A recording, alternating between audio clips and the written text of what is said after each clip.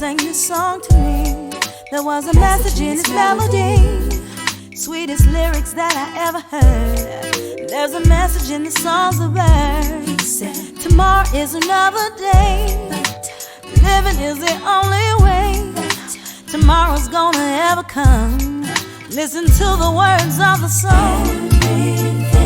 Everything's gonna be alright. Everything is gonna be.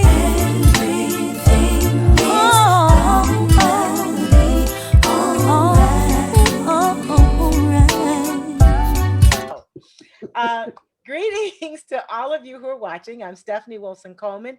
I want to thank you for joining me today with Denise Turney. She's an absolutely amazing woman. Before I introduce her, I'm going to do some housekeeping tips. They are, I want you to go to my Facebook page and I want you to like me and follow me. And then you can go to my business page. Also, Stephanie Wilson-Coleman, the Empowerment Doctor. But to see this show, you've got to go to Stephanie Wilson-Coleman Empower DR. If you don't, you won't see this show there. Okay.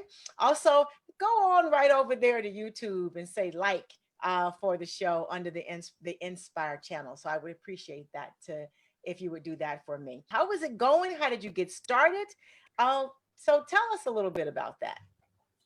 Well, first of all, thank you, and I'm happy to be here on your show. I love doing, first of all, connecting with readers and connecting with people in the community. So this is a wonderful opportunity. So thank you again. How did I get started, like with my writing? Actually, that story is kind of a unique story to me anyway. It is. I call this my Moses burning bush type of experience. I loved to read when I was a kid. And so when I want to say almost as early as I can remember, 5, 6, 7, I was a voracious reader. And when I say I love to read, I would read 10 to 50 books a week. Now my schedule's so busy that I don't read nowhere near that, but I did. And I remember I would go to the library and the teacher's like, do you really read all those books? And I said, yes. And anywhere. What do you want for your birthday? Books. What do you want for Christmas? Books. I was a little kid. That's what I wanted. I love Barbie dolls too, but it was books. And so when I was probably about 6 or 7, and I was at home, and I have a sister and 3 brothers, but they must have been downstairs. I was upstairs reading a book, laying on my stomach in bed, and this question popped up inside of me, and it felt like it came from angels. And the question was, why do you think you like to read so much? Just an inner being question. And I paused and I don't know. I said, I don't know why. It's inside myself. This is no external hearing or anything. And so then when I was 10, my sister, we moved from Dayton, Ohio to Knoxville, Tennessee when I was 10. My sister comes running up the steps. She was about 8 or 9 years old. She come running up the steps with this big smile on her face. And she said, look what I found in the library.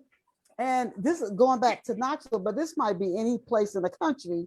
And I'm going back to the 1970s. Today, you can find so many books with African Americans on them. And back then, there were not as many published African American authors. Terry McMillan really kind of set that out, where people saw that a Black author could bring in a lot of book sales. But she really kicked that off on her own. But anyway, back then it was Gwendolyn Brooks, Maya Angelou, I think Toni Morrison, and then the classics, the James Baldwin, the Langston Hughes County Cullen. Anyway, so she comes home with this book. And I'm thinking, how did she find this book in the library? She's a teacher today, but how did she find this book? And I'm an avid book reader, and I never saw it. Anyway, so I was in a bad mood. My sister goes, oh, I'm going back outside to play. And she runs back downstairs. I sat there for a minute. I picked the book up. And I tell the listeners, the viewers, that I've read so much, and this is a connection to sharing that. So I picked this book up and I started reading it. And I've read, like, at this point, I don't know how many books. This book had an effect on me that no other book had. And the characters felt like they came alive in this story. And it felt, all the stories in these, and they were poems, I cannot explain to you. I was like, that's like my Ruby, and that's like this one, and that's like, and I didn't want this book to end. And it was a book of poetry by Gwendolyn Brooks. Now, when I put this book down and I sat on the bed, I was 10 years old.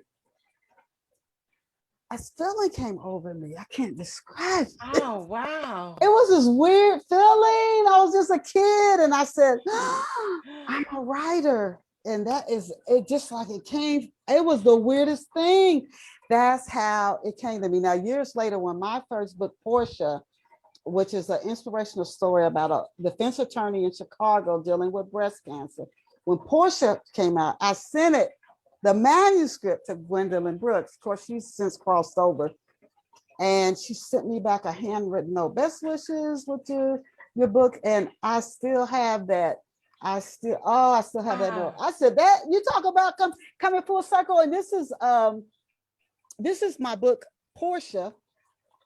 It came out, I don't know if you can see it. It came out in 1998. It came out in 1998, August of 98. And this book did really, really well. It still sells. People, it's again, a book about a defense attorney in Chicago dealing with breast cancer. When I would go out on the road to book events, people would literally, they say, oh, what's the book about? They like the book cover. And I tell them it's about an attorney dealing with breast cancer. Back away. I said, you can't catch it just by reading the book. You can't catch it by reading the book. But people would read it and they told me it was so inspiring that they started buying it for other people in their family, their friends who were dealing with a health crisis. And this one woman told me that I gave it to my mother. She was in the hospital and things were looking very bad for her. And her mother said, I read Portia and I've decided that I want to live again. Oh, that is fantastic. Yeah. Oh, God. So my next question ties to, I guess, the Portia book, because I noticed that you do write books about life challenges that women face. And what has encouraged you to write those kinds of stories? And is there a link to your own life in that? That is a great question. I love to see all people empowered. Again, I'm going back to, I grew up in the 70s. And to your listeners, if they're younger, this may sound like I'm talking about another planet. I tell my siblings, I said, this isn't the world I grew up in. This is not the world I grew up in. I remember the first time I saw a woman pumping gas, because you didn't see that. And you didn't see a woman driving a car and a guy sitting in the passenger seat. This is the kind of stuff that is so normal now, but was so uncommon. So for the time that I grew up, I really thought that women, what I saw, a lot of women catered to men. And I'm not saying that, if you're married and people in my family stay married, would it seem like forever? But I just wanted to see women like own their careers, do their passions, not give their life. As a parent, you're going to give your life to your kids. But I saw women literally almost like they were only born to serve their husband and be a mom, and that was it. Like a woman had no dreams of her own. I'm not joking. It was as if a woman had no passions of her own, no dreams of her own. And so I really wanted to see empowered women who could raise a family and be married and go after what that woman wanted to do with her life. So that's why I have women characters who are empowered. They're empowered women, because I saw a lot of the opposite when I was a kid. So just to put that out there for the reader to see that in a woman. And we see more and more empowered women today. And I think it's just good when all people are empowered. I want to go back a little bit to the Gwendolyn Brooks, note. And I know it had an effect on you then. Does it still have an effect on you, knowing that she took the time to write a note to you to keep on writing? The book, it definitely stands out because I was reading her book after having read so many others when I had that experience. And I never met Gwendolyn Brooks. I do know somebody who lived in Chicago close to her, and that person wrote, and they said they met with her, and she did look over their writing, and she was a pretty tough critic, I'm told. But other people who met her said she was like meeting your grandmother. She was so sweet and warm and just so gracious and so inviting. And so yes, it does stand out to me. She's the so many things she's achieved, Pulitzer Prize, and just her works that stand out. She is definitely Chicago's poet, and to this day. So yes, and to have somebody of that caliber sit down and write me a handwritten note, and she said, I really would more. She said, but she was working on a new book. She said, but my editor is telling me, I got a tight deadline. I got to meet my deadline, and I just was so grateful that she would even take the time to not just send me a standard letter, but she actually hand wrote me a note. And yes, that speaks volumes. It means a lot to me to this day. Introduce us to your novel, Long Walk Up. Who is Malukin, and how has she become an inspiration for many women? Oh, Mulligan. Excuse me. No, no. I'm just what you said is fine, Mulligan. This is the only novel I've written that came to me from my inner being. I was driving. This is almost like telling you about the writing thing. I became a writer. I was driving to Princeton, New Jersey, and all of a sudden, out of nowhere, I was told to write a story about a little girl who had a very hard beginning, but she was going to have this glorious ending. I mean, phenomenal. And I was told to keep it to like 40 to 50 pages. Okay. So I go and I start writing Long Walk Up, and the little girl in the story, I had seen a story on television about these kids. Like in some countries they call them street children. Okay. And these are kids who they're orphaned. And we know AIDS hit Africa hard, like it hit a lot of other countries, including the United States, especially years ago.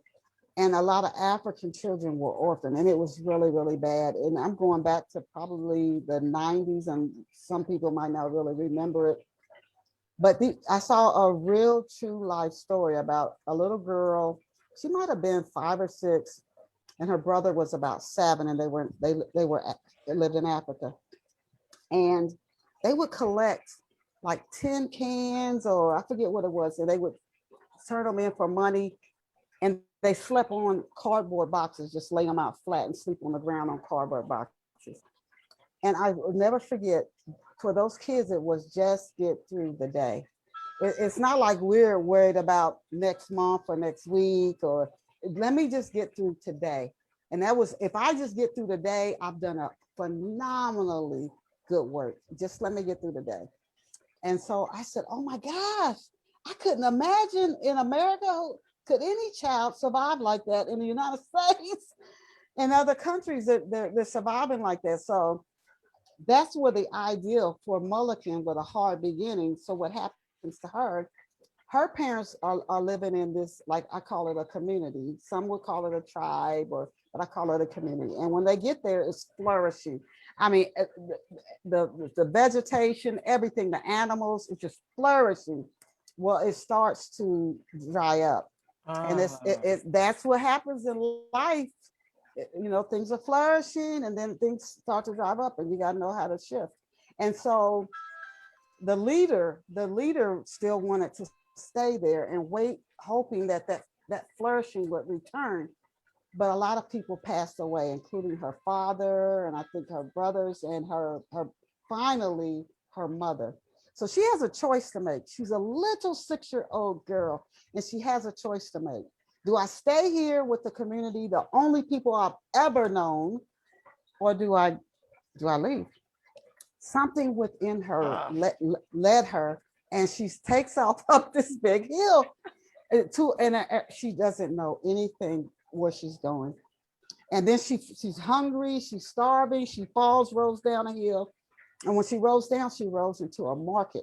And all she hears is all these voices. She doesn't know anybody. But one thing after the next, just like those real life boy, sister and brother, Mhm. if I can just make it through the day. So she Okay. just does enough to get through. And she happens upon a man, he and his wife take in orphans. So they take her in. I don't want to give the whole story away, but Mulligan, through all the shifts and changes, and even after she meets wonderful Desta and her family, and Mulligan sleeps in a bed for the first time in her whole life. She doesn't even know what it is. But Mulligan goes on to work in government. And she one of the men she worked for, he's a very respected leader of a country in Africa. And he gets sick and he tells her she has to fill in for him for something. And she's like a writer for him, and she doesn't want to, but because she's lacking confidence. This Malakin, this little orphan 6-year-old girl, do I stay in the community where I started? Do I just follow this internal guidance and go on? She becomes Africa's first woman president. I was so into the story. It's like I'm sitting here like, oh God, it is so interesting and cool. Oh Yeah, man, she I becomes, encourage everyone to read that story. That is just what we need, especially in today's society. As you said, things flourished, then there's a drop. We're coming out of, we were doing well, then there was COVID. We're coming out yes. now, and a lot of us are wondering what to do, how to do it. And I was just mesmerized by the synopsis of your story. So thank you. I love books too. I'd like to hear the stories being told. I love stories. So this is a good match for me. So, Okay, I, great, great. So that's the so title. That's how the title came about. Long long walk up. up. Long walk Right. up. Mm-hmm. I love that. I love that a lot. So I got a series of questions. I love writers. I love stories. So uh, here's my next question. You also wrote a nonfiction book titled Awaken Blessings of Inner Love, Shortcuts to Self-Love and Success in a Busy World. Share 2 to 3 key benefits that readers can gain from reading your book. And I think this is an important piece of work also, because a lot of us need to awaken to our blessings. And some of us have gotten so that, I mean, you read the internet, there's like issues with self love, success. We're not good enough. We're not, the world's too busy. What can we actually gain from reading the book? Okay, well, thank you for asking. I will tell you this about awakening blessings of inner love, and this is something I learned. I learned over years, and different conferences I used to go to when I would travel more for book events. Of course, COVID shut a lot of that down. But I will just tell you about one conference I went to, and then I answer the 2 specific things. I've gone to conferences where two women, a Black woman stood up and said they were so strong. They were the go-to ones in the family, go-to in the church, go-to in the community. Yes. And they both had like a breakdown. And neither one of them knew what was happening. One said it hit her so fast and so hard. It took her a long time to even know what was happening. She just got to where she didn't want to come outside. She didn't want to talk to friends. And she realized later she had become depressed. And there was another woman, it was slower for her, but she said, when I tell you I was the go-to, I was the strong one, and it happened. So awakening blessings of inner love is one of the points you will get out of the book is you will see how important it is to practice self-love every day. Because if you don't, our world is so busy, so full. All it takes is one unexpected shift, emergency, and it could knock you out. And you wouldn't even know it till it came. You right now you could think, oh, I'm fine, I'm strong, everything's good. Just one more thing, just one more thing, just one more thing, and you could be flat. So that's one of the key things stressed in the book. You have to take care of yourself every day. And some ways you have to practice self-awareness to pay attention to how do you feel, or do you see your thoughts are changing, are they becoming more negative, are you dwelling more on negative things? So that's number one, and that is critical.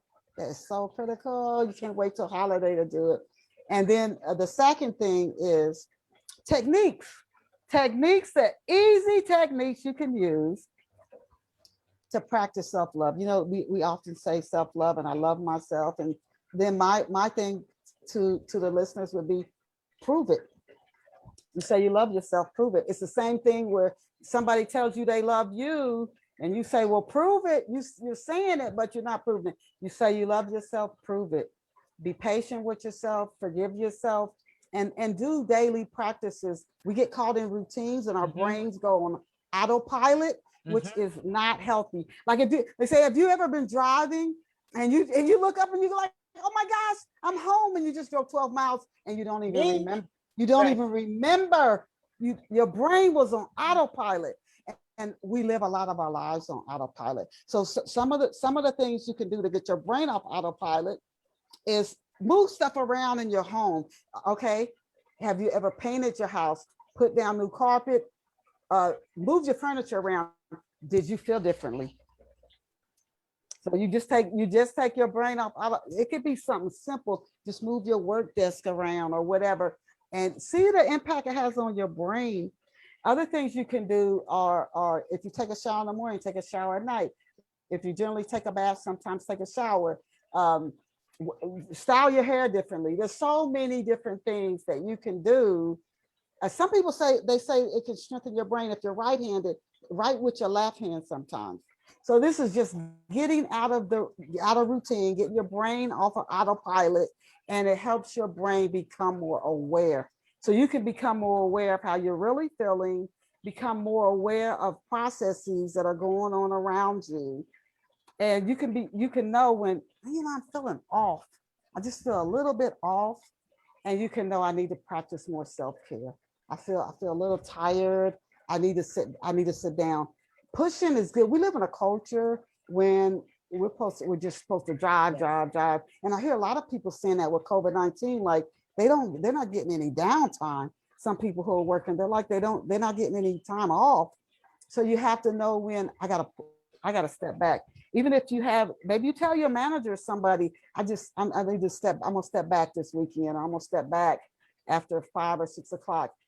You have to love yourself. You can't wait for somebody else to sign off on that. So you say you love yourself, then prove it. Prove it through your relationships. Prove it. I love that. Prove it. I'm making a note. You're right. In COVID, I find that I'm setting more boundaries than I did before. So there are some things where I have hard stops. It's like, okay, I can do that until this time, and then I've got to stop.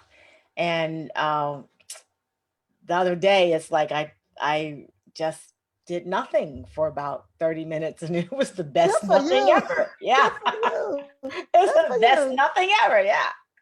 So, what techniques do you use regularly to stop and restart and refocus that maybe some of us at home could to do? Any specific techniques? Because people don't want to try something unless someone else says it works for them. So I will tell you that some of these techniques I learned years ago when I was in a situation that was tough, and it was like receiving advice to do something to keep myself in balance. And I was fine. There was nothing wrong.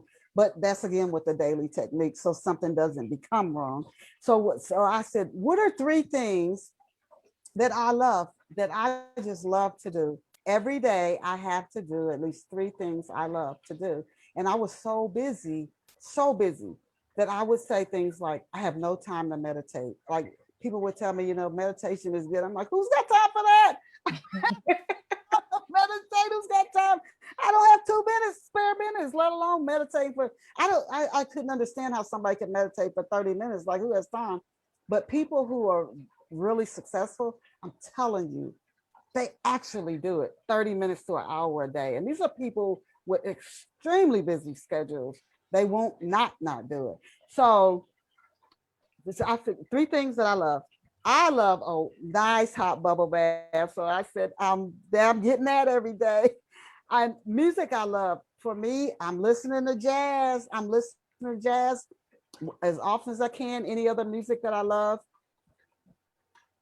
walking in nature. This is something I've done for years. Now, I would say this about for walking in nature, always be in a safe environment. But I'm going to talk about just walking around in your neighborhood or wherever there's a walking. Some people, there's like a park. There could be a park near where you live where you can walk.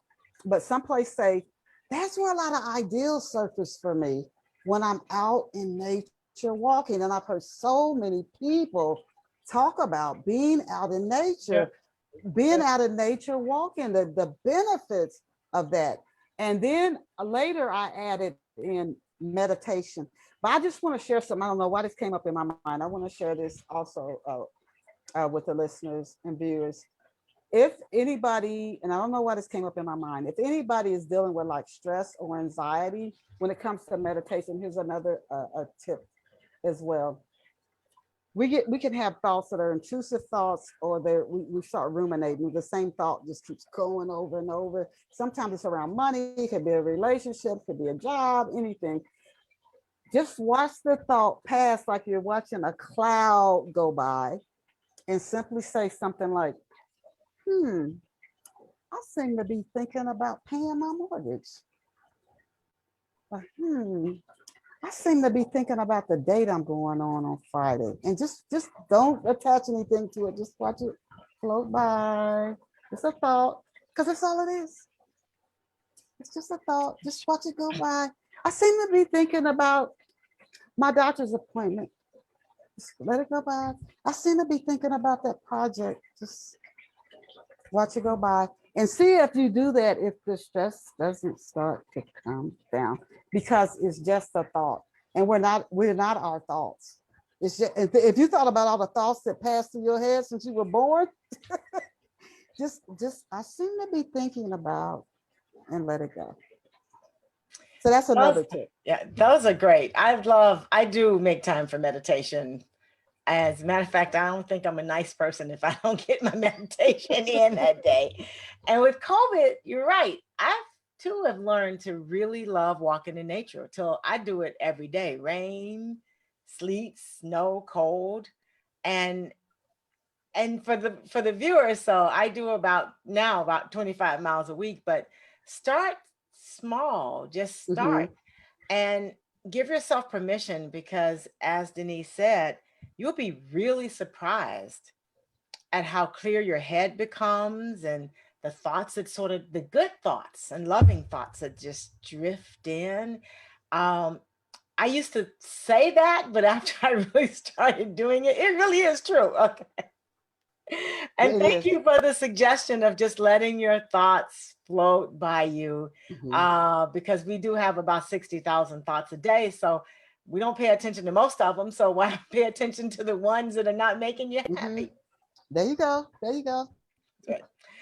How do you juggle a writing career, a corporate job, and a healthy personal life? That's a lot of stuff.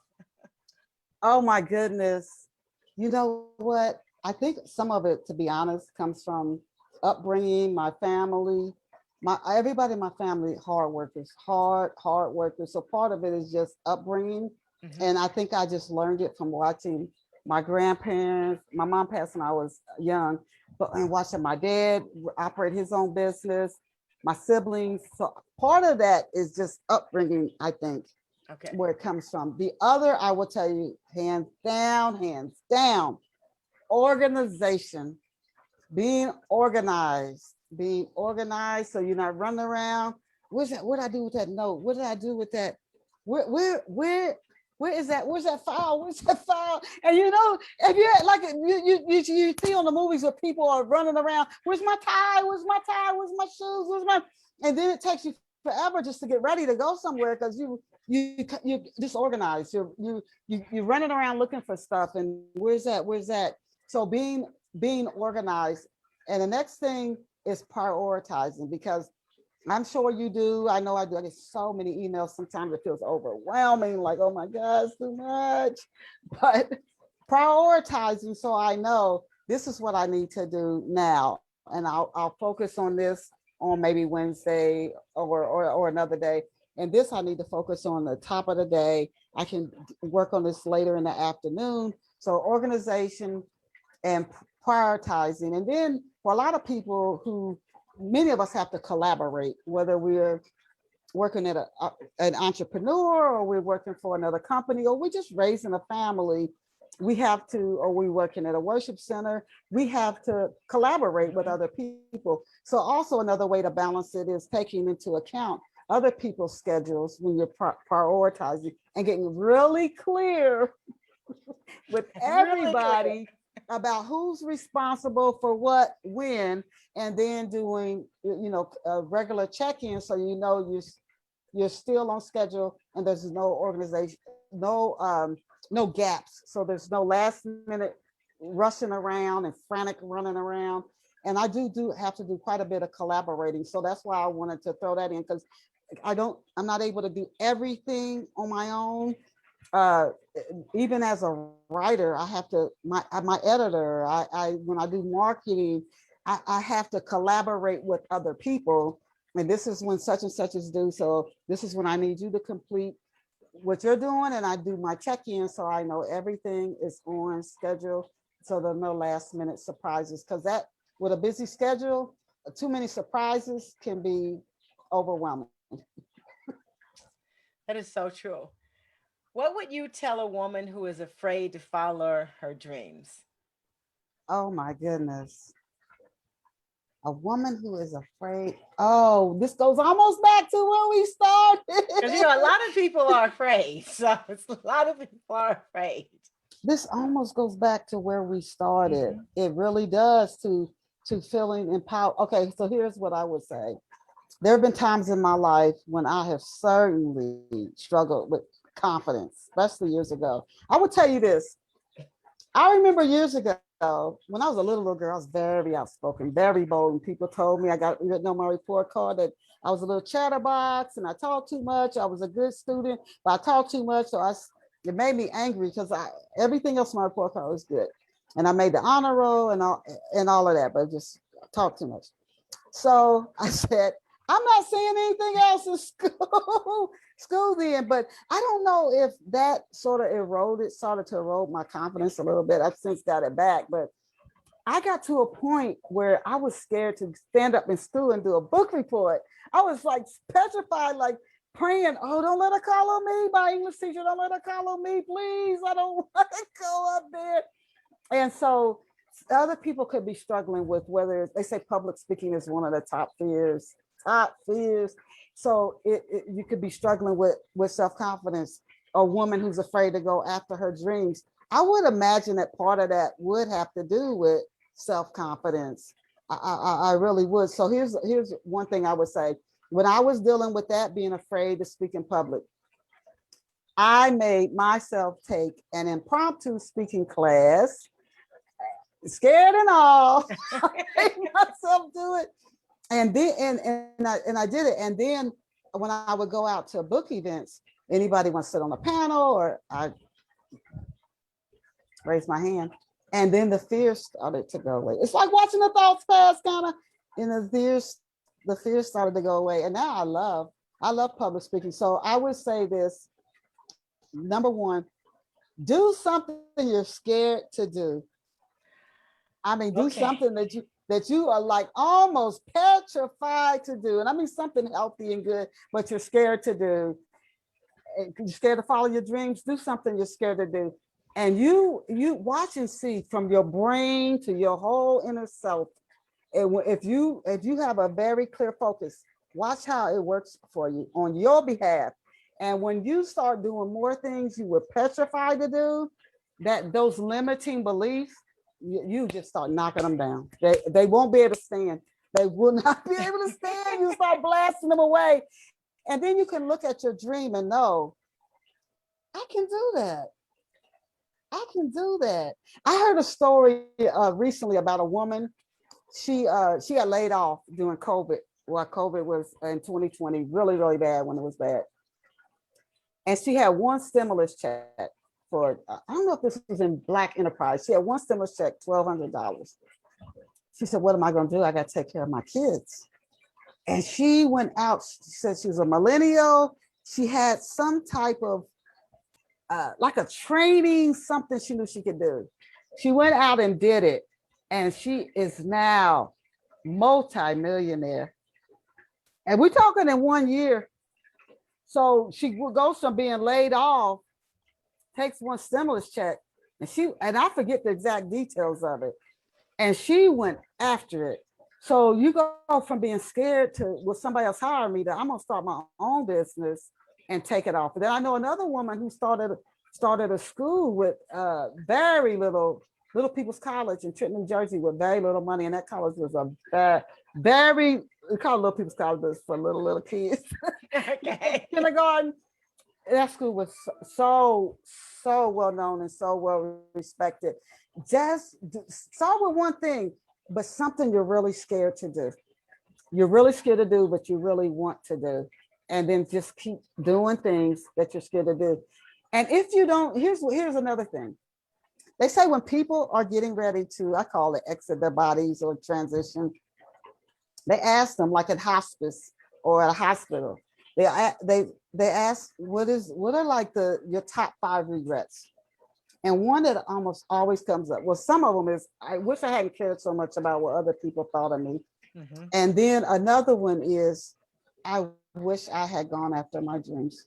And when you're at the end, that's not the best time to really realize that. So I would say all of us don't know the future. Why not go after your dreams? So go take one thing you're afraid of, just start doing it. You're scared, you're gonna have all kind of thoughts telling you no, people gonna laugh at you, you're gonna look dumb. Just keep going and then prove that part of you wrong. You're gonna have to just start proving those limiting beliefs to be wrong. And the only way to do it is it's not just through going to seminars and reading books. You have to take the action and just keep taking it till you can prove to yourself just how much you can do. Go for it. Okay, so that is a challenge for all of the listeners today and in the future who listen to this show. You are to do one thing that you are afraid to do to help you move forward with living your dreams, because Denise and I do not want you to die with your dreams still inside of you. Yes. So one thing, and you all to come back and post it to this thread so we can see what this thing is, because we're going to be your accountability partner and you're going to be our accountability partner too, because that's how this works. So remember one thing, don't die with that dream inside of you. We want to talk about today. Yes. Living the dreams. And as my media coach mentioned earlier, if you don't do what you're supposed to do, someone won't be helped, because someone is waiting for you to do what you're supposed to do. So let's talk about this childhood programming, because we know a lot of this stuff comes from childhood. So share some ways to overcome childhood programming. Well, first of all, one of the things is, I already shared, try to do something different every day to get your brain off of autopilot, because we know our minds love comfort.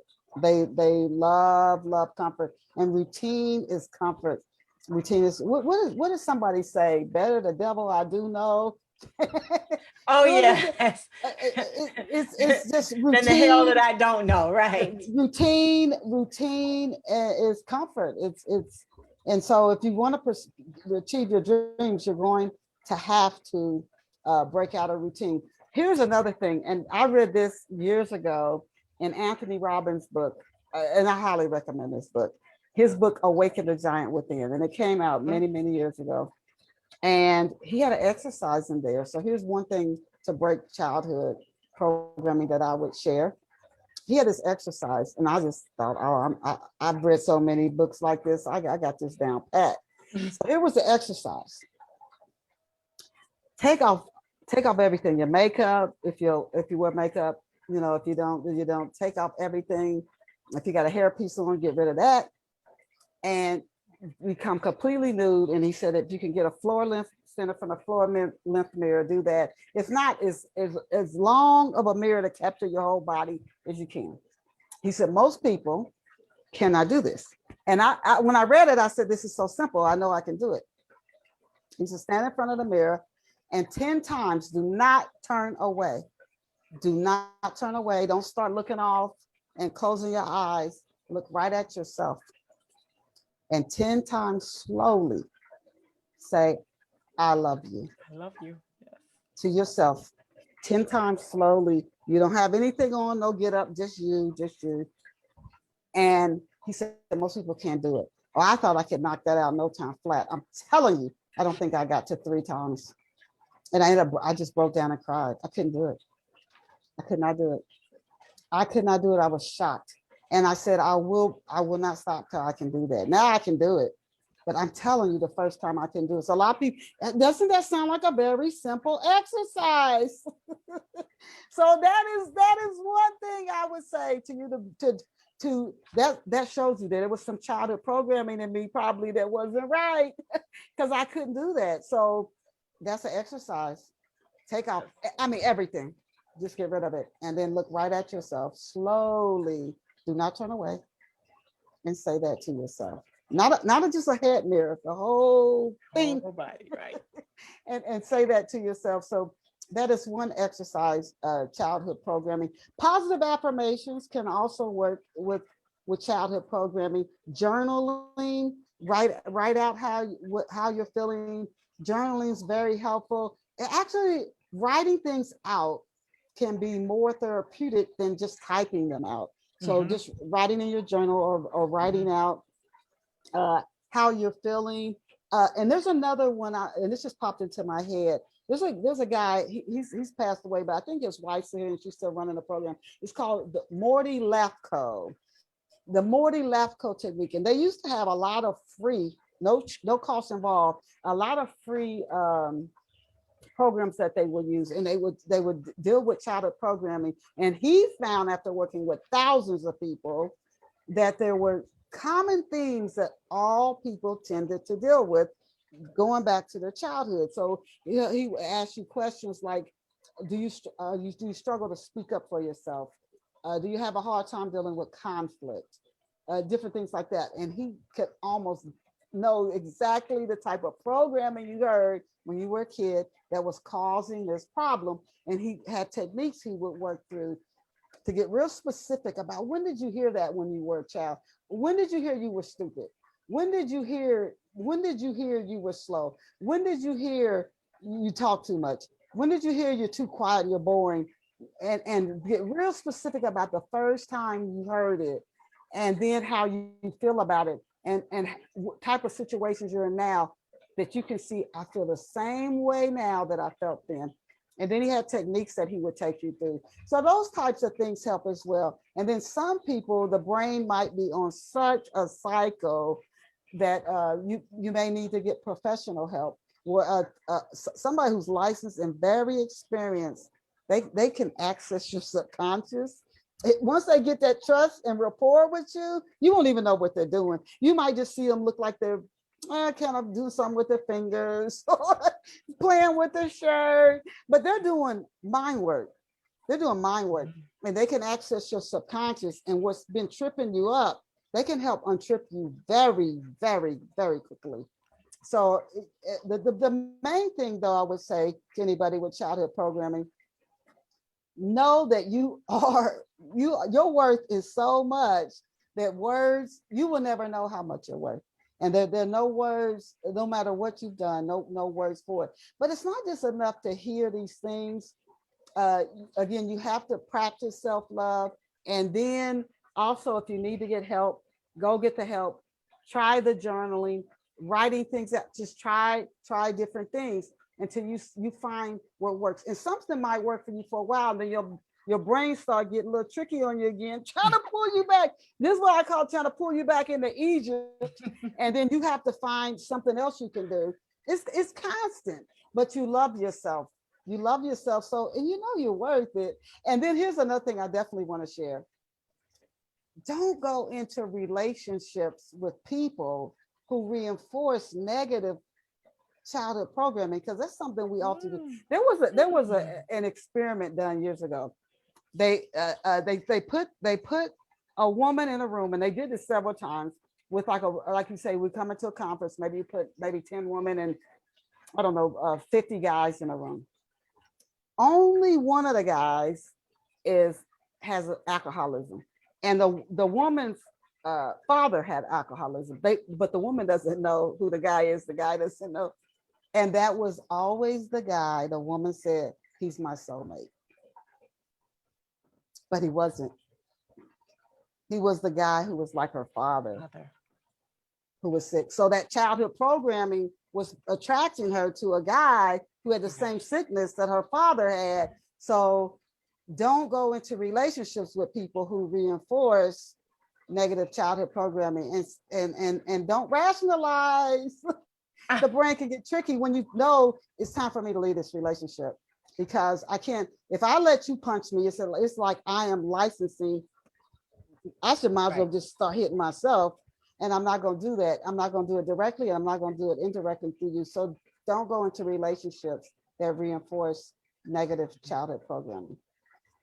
So we want you to also start your mirror work. I do a form of mirror work that Louise Hay talks about. So I have a compact that I flip over anytime, and every time I pass a mirror, I tell myself I love you. Okay. But it's like when I do the full length mirror work, I usually say something like, "Oh, I love you, fat thighs and all." Okay. So you got to do your mirror work. Yes, you do. You have to. And as Denise says, you do have to watch the relationships and the people you attract, because if they're reinforcing negative things, then that's not the one for you. Maya Angelou told a story in one of her books that she had this dress that she loved, and her husband at that time knew she loved it, and she wore it to a party. And all he could do was said, I don't know why she wore that dress, to her friends. And she says, when they got home, she packed his bags, and he says, "What are you doing?" And she says, "You're leaving because you chose to embarrass me in front of my friends. So I now know what you bring to the relationship." So watch the little signs, because we want to be sure that you're loving yourself and everyone in your life is loving yourself. So you guys got to do something that you're scared to do, okay, toward your dreams, and you have to do mirror work. So you always get homework on my show. So, but when this is over, God, all this love, we could really change the world. Are you kidding me? We got that. So I have now this question that I put on the list is like, what would you say is one of your interesting writing quirks? Ooh. We already know you hear the voices. A lot of people talk about being guided, and I love that. So writing quirks. Oh my goodness. So does it have to be quiet? Do you need to is it a certain day or a certain room, or you just get the ideas and they just come? I would say like a writing quirk for me, maybe, I don't know if it's really a quirk, but I've heard some writers, like some people, when they study, they need complete silence. I'm fine if there's a lot of noise or if it's quiet. I can sit down and write. I generally will just start. I remember my grandfather asked me years ago, he said, "How do you sit down with a blank piece of paper and create a story?" And I said, "It just comes. It just comes." But like the latest book I'm writing on, Running Toward Freedom, I did an outline. With it, and there's another book I wrote. But most of my books, I'll just sit down and just start typing. I'll do my character sketches, because you don't want to get characters confused, and keep the ages and background straight. A little bit of genealogy with my characters, so I know this one's mother and father and brother and sister, and keeping that straight. But generally, I would just sit down and write. But a quirk for me, I would say, is I can write with a lot of noise, or I can write when it's quiet. However, like with my book Spiral, which is a murder mystery set in Memphis, Tennessee in the 1940s. Well, I didn't, in the 1940s, I wasn't here in the 1940s. So to get in the mood to really, I did a lot of research. I did a lot of studying on that time period. Never been to Memphis. I studied Memphis. Same thing with Portia.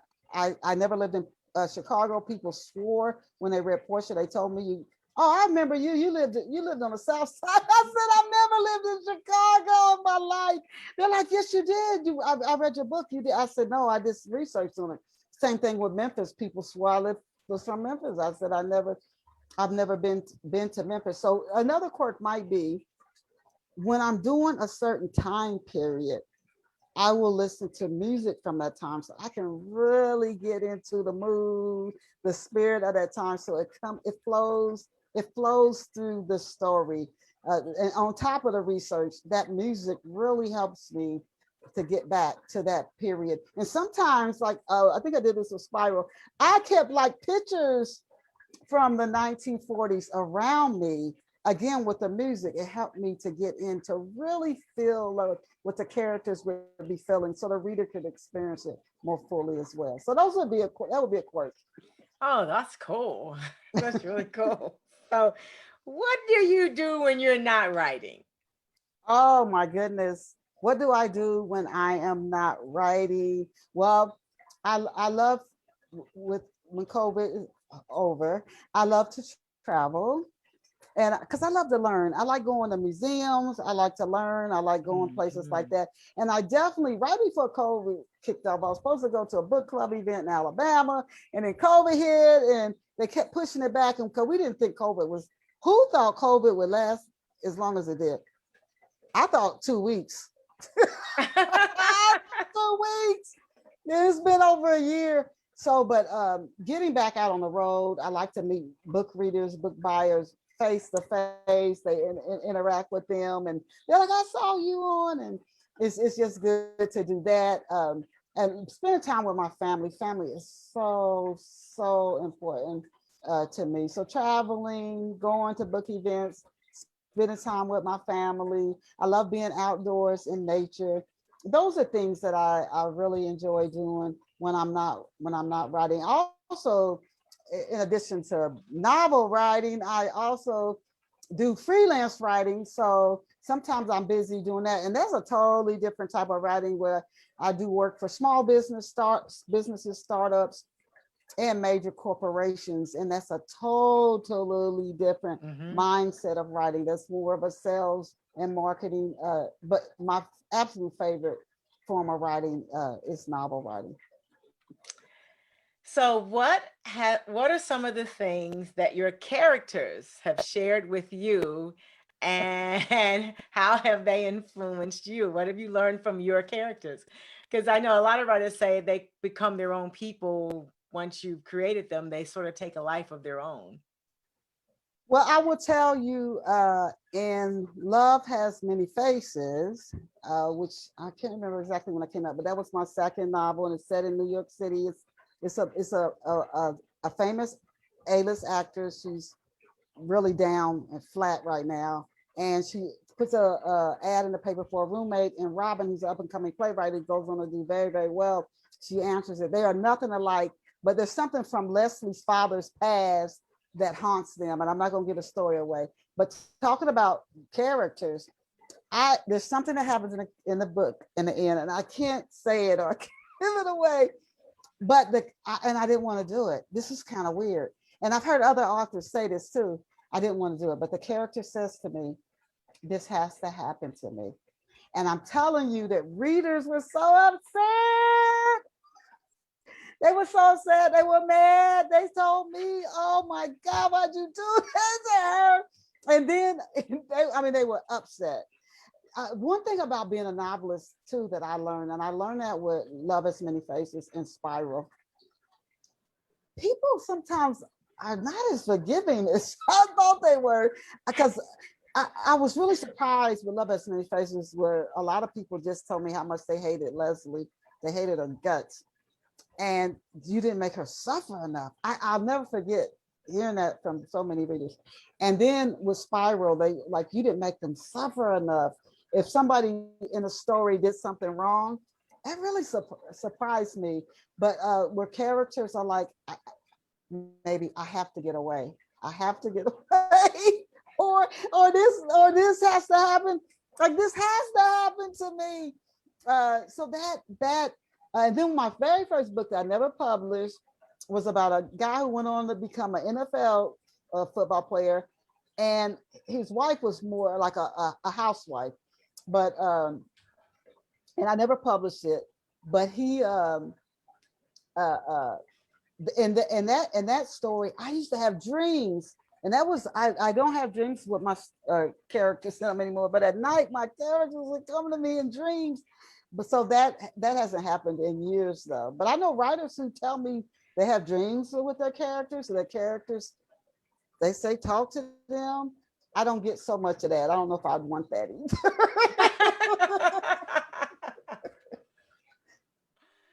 But if you had to meet one of your characters out of all the books you've written, which would be your choice? Do you have a favorite one? Oh my gosh. Wow. I would probably pick up one person from each book because I would definitely want to meet Mulligan. And she was just remarkable what she did from her start. I would want to meet Portia, and I would want to meet Raymond in Love Pour Over Me. And there's a little girl who I call it Seer, Seer, and Spiral. She can see things. Her and her brother, I mean, they have a gift. Her, it would be interesting to meet her. I would say, and Robin, I think would be interesting, and Love Has Many Faces. But I'd also want to meet Leslie. She's real bold. I'm telling you, she is in your face. But I would want to meet them. If I had to pick absolutely just one, I don't know, it would probably be between Mulligan and Raymond. I would have to, but it would be tough. Fantastic. Oh, wow. This has been a great show. In spite of all of our hiccups at the very beginning, I have really enjoyed the interview. So we are out of time. So is there a last thought you want to leave with the audience, or something for us to remember or think about to change our lives? Oh, go after your dreams. Go after your dreams. I would definitely encourage you, because that's where I think that's where our joy is. Where whatever has been placed in us to do while we're here, go after it and do it. And please, if I can, I would love for you to visit me online at my website, Chistel, CHISTELL.com, chistel.com, and you can read free excerpts of my books there. Thank you so much. All right, so give us your website again. CHISTELL.com. That's right. And it's a great website, and you can read excerpts from her books. So please visit her website and just have a good time reading. I think that is fantastic. So with that, I want to say thank you, Denise, for joining me. It has been a pleasure. I absolutely enjoyed it. And I too am inspired to go do that one thing I've been afraid to do. I says, this was like a divine appointment here, because I've been struggling with this one thing, and I've got my encouragement. So thank you very much. I want to again thank Rise. When you need a supply company to rise to your needs, call Resource Industrial Supply and Equipment. And as I always say, I want you to do not go gently into that good night. Find a hill worth dying for and take it. Be the person you've been waiting for, and make today so awesome that yesterday gets jealous. And above all else, do it your way. May this day offer you just what you need in each unfolding moment, and be inspired until further notice. Celebrate everything. I'm Stephanie Wilson-Coleman, the Empowerment Doctor. And as I always say, life is too short to drink cheap champagne. So good night. You guys all love yourself, do your mirror work, and have a great day and evening. Bye now. Greetings, I'm Stephanie Wilson-Coleman, the Empowerment Doctor, and today I want to encourage you to dream big. Decide what you are going to accomplish today, and remember, you are powerful and creative, so get it done. Every obstacle presents an opportunity, so don't shy away or shrink when you see obstacles. Always keep your focus on your goal and make a plan. Believe in goodness. Believe in the goodness that surrounds you, whether you see it or not, because I assure you that it is there. With those tips, I want you to go ahead and make it a great day. Stephanie Wilson-Coleman, the Empowerment Doctor, and I believe in you.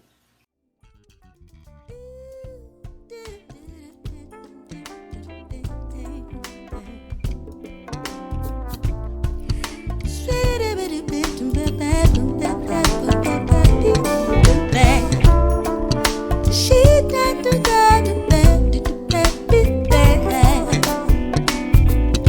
But life's too short to drink cheap champagne, so I decided to buy me